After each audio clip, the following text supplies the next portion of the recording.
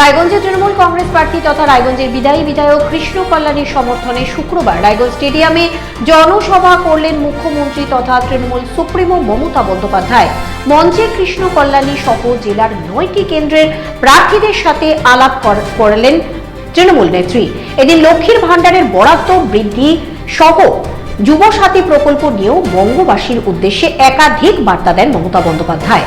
আপনাদের আরো একবার জানিয়ে রাখি, রায়গঞ্জের তৃণমূল কংগ্রেস প্রার্থী তথা রায়গঞ্জের বিদায়ী বিধায়ক কৃষ্ণ কল্যাণীর সমর্থনে শুক্রবার রায়গঞ্জ স্টেডিয়ামে জনসভা করলেন মুখ্যমন্ত্রী তথা তৃণমূল সুপ্রিমো মমতা বন্দ্যোপাধ্যায়। মঞ্চে কৃষ্ণ কল্যাণী সহ জেলার 9টি কেন্দ্রের প্রার্থীদের সাথে আলাপ করালেন তৃণমূল নেত্রী। এদিন লক্ষ্মীর ভাণ্ডারের বরাদ্দ বৃদ্ধি সহ যুবসাথী প্রকল্প নিয়েও বঙ্গবাসীর উদ্দেশ্যে একাধিক বার্তা দেন Mamata Bandyopadhyay.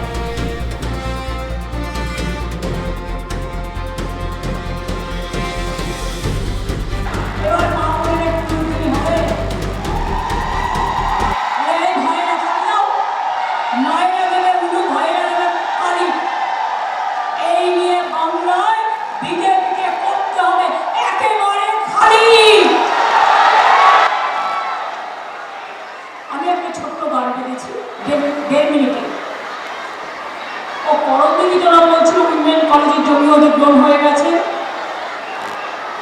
ডালখোলায় 50 bed state general hospital জেলা পরিষদ জমি দিয়েছে।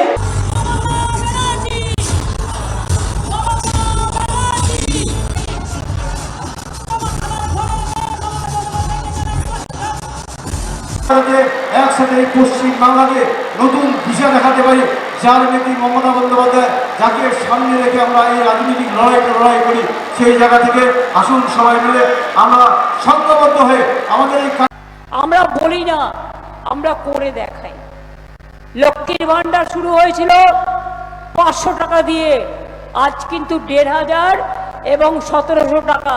এটা নয় যে আমি ভোটের পরে করব, ভোটের আগেই বাড়িয়ে দিয়েছি। এবং যারা আবার দরখাস্ত করেছে নতুন করে, কারণ তারা বড় হয় আবার করে, তাদেরটাও প্রসেসে চলছে, হয়ে যাবে। যুবসাথী নতুন করে করেছি, তার কারণ মাধ্যমিক পাশ করার পর ছেলে মেয়েরা যখন কলেজে যায় তাদের একটা হাত খরচ দরকার হয়, কিন্তু অনেক গরিব মধ্যবিত্ত পরিবার আছে, তারা পায় না। এই টাকাটা পেলে তারা একটু ক্যান্টিনে গিয়ে খাবার খেতে পারবে, এই টাকাটা পেলে তারা একটু বাস ভাড়ায় খরচা করতে পারবে। এবং সেই জন্য যারা এখনো পাননি তারাও পেয়ে যাবেন, যারা দরখাস্ত করেছেন, ওটা প্রসেসে আছে, ওগুলো আগেই হয়ে গেছিল। এবং তাদের জন্য জীবিকার সন্ধান আমরাই করে দেবো, নিশ্চিন্তে থাকুন।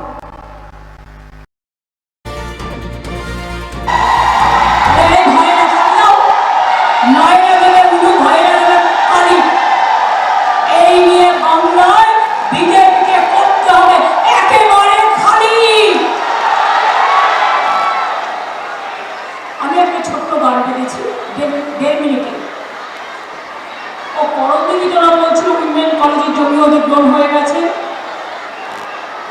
ডালখোলায় 50 বেড স্টেট জেনারেল হসপিটাল জেলা পরিষদ জমি দিয়েছে। আমি এখন তো কিছু বলতে পারছি না, কিন্তু যদি দিয়ে থাকে এবং প্রসেস যদি চালু হয়ে থাকে নিশ্চয়ই পরে দেখে নেব যখন সময় আসবে। আমি বলি